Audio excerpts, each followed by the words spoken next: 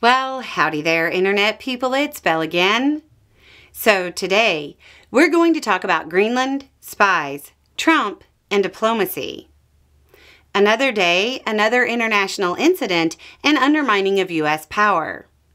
Reporting came out saying that the Trump administration has instructed the intelligence community to focus some resources on Greenland.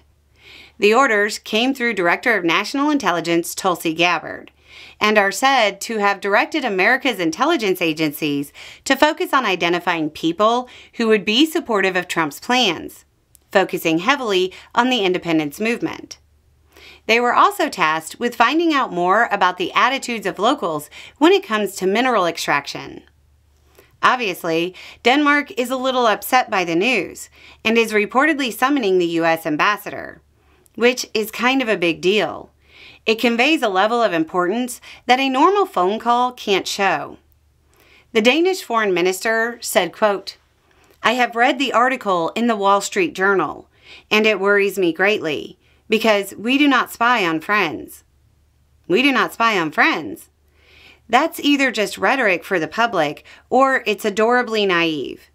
Of course we spy on friends. That's how we confirm we're still friends. However, this reportedly goes a bit beyond the normal level of trust but verify. The bit about mineral extractions, kind of normal. Checking to see how locals feel about the U.S., incredibly normal. Identifying locals who would be supportive of Trump's goals to take Greenland? Wait, what? That's actually concerning. Generally speaking, in allied countries, there's a lot of temperature checking of feelings toward the U.S.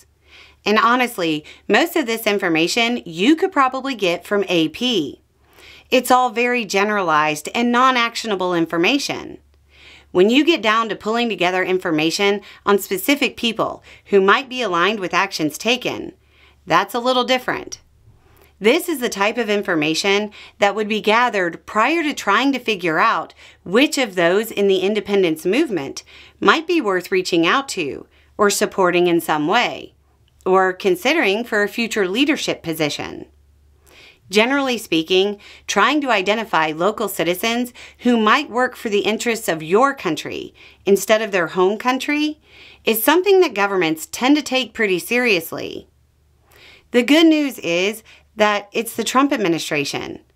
It might be a tasking just to find some people who could sit and talk with him and tell him that yes, people in Greenland really like him and want to join just for his own ego.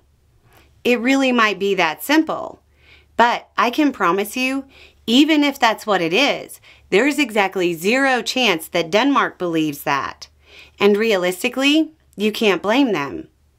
Reminder, Trump in public said, quote, "One way or the other, we're going to get it."